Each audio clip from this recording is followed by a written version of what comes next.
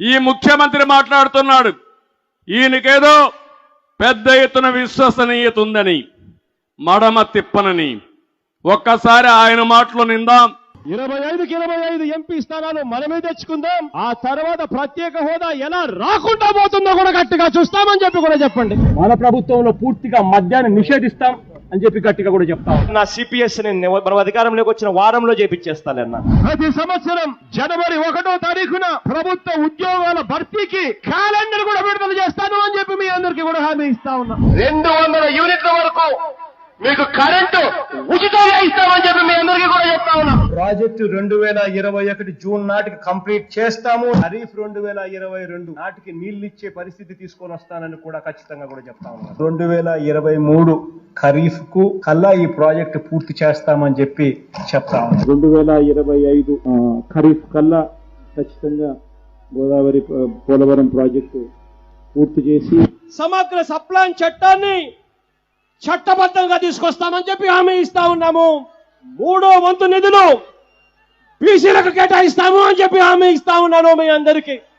ఇలా ఉట్టి బీసీలకే 139 కార్పొరేషన్లు పెడతామని చెప్పి మీ అందరికీ హామీ ఇస్తా ఉన్నాను. పంట వేసే ముందు పలాని రేట్లకు కూడా పలాని రేట్లు అని చెప్పి రేట్లు కూడా ప్రకటిస్తాం. గిట్టుబాటు ధరకు గ్యారంటీ ఇస్తాం. విజయవాడలో క్యాపిటల్ సిటీని పెట్టడం మనస్ఫూర్తిగా మేము ఆహ్వానిస్తున్నాం. ప్రతి కాపు సోదరుడికి నేను ఇవాళ హామీ ఇచ్చి చెప్తా ఉన్నాను. చంద్రబాబు నాయుడు గారి 5 సంవత్సరాలలో ఏదైతే కాపు కార్పొరేషన్ కోసం నిధులు ఏదైతే కేటాయించాడో ఆ నిధులకు రెట్టింపు నిధులు కేటాయిస్తాను అని చెప్పి మీ అందరికీ కూడా హామీ ఇస్తా ఉన్నా. ఇది జగన్ అనే నేను మనం అధికారంలోకి వచ్చిన వెంటనే ఆ చెప్పిన 5,000 కోట్ల రూపాయలను 10,000 కోట్ల రూపాయలు ఇస్తాను అని చెప్పి నేను చెప్పడం మోసమా అని అడుగుతా ఉన్నా.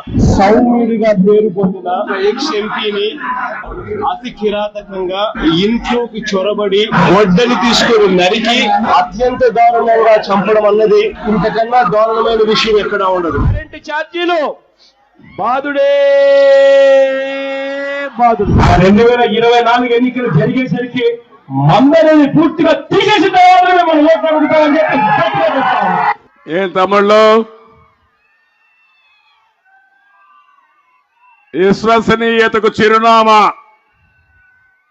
ఈ నకిలీ జగన్. విన్నారా మాటలు? చేశాడా పనులు? ఒకటి కాదు, అతను ఏది చెప్పినా రివర్స్ గేర్లోనే ఉంటాడు. చెప్పేది ఒకటి, చేసేది ఒకటి.